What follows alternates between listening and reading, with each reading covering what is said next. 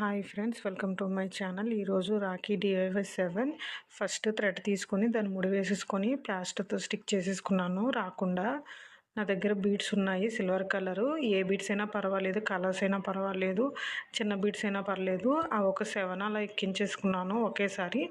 తర్వాత ఒక్కొక్క bid separate చేసేసాను. ఒక్కొక్క పోసి సపరేట్ చేసేసి ఇంకో కలర్ థ్రెడ్ అయినా తీసుకోండి, లేదు అంటే వేరే కలర్ సేమ్ థ్రెడ్ ఏదైనా పర్వాలేదు థ్రెడ్ తీసుకున్నాను. అది దానికి ముడి వేసేసుకున్నాను. ముడి వేసేసుకొని కింద నుంచి దారం తీసి పైనుంచి వీడియోలో చూపిస్తున్నాను కదా, పైనుంచి తీసి ముడి వేసేసుకోవాలి. సేమ్ అటువైపు కూడా థ్రెడ్ ఉంది కదా, దాన్ని కూడా సేమ్ అలాగే పైనుంచి దారం తీసి ఒక ముడిలాగా వస్తుంది. తర్వాత నెక్స్ట్ బీడ్ కూడా సేమ్ అలాగే వీడియోలో చూపిస్తున్నట్లు ఒకదాని తర్వాత ఒకటి ముడి వేసుకుంటూ రావాలి.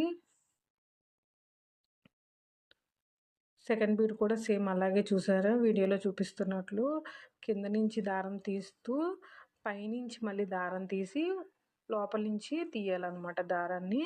సేమ్ అదే మొత్తం అన్ని బీడ్స్కి అలాగే ముడి వేసుకుంటూ రావాలి 1 by 1 బీడ్స్కి. తర్వాత మన హ్యాండ్ బట్టి బీడ్స్ ఎన్నైతే అన్ని సెట్ చేసేసుకోవాలి. ఒకదాని తర్వాత ఒకటి బీడ్స్ అలా ఎక్కిస్తూ ముడి వేసేసుకుంటూ రావాలి. నా వీడియోస్ మీకు నచ్చితే లైక్ చేయండి. ఒకసారి ఇలా కూడా రాఖీస్ ట్రై చేస్తూ ఉండండి, బాగుంటుంది. ఇది కూడా ఇంట్లో మనం ఓన్గా రాఖీస్ ప్రిపేర్ చేసుకొని పెడితే బాగుంటుంది కదా.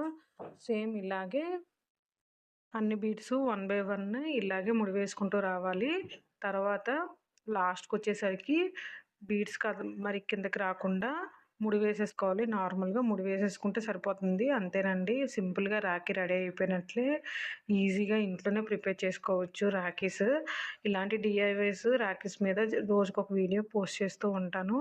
నా వీడియోస్ మీకు నచ్చితే లైక్ చేయండి, నా ఛానల్ని సబ్స్క్రైబ్ చేసుకోండి. Thank you for watching. Thank you so much.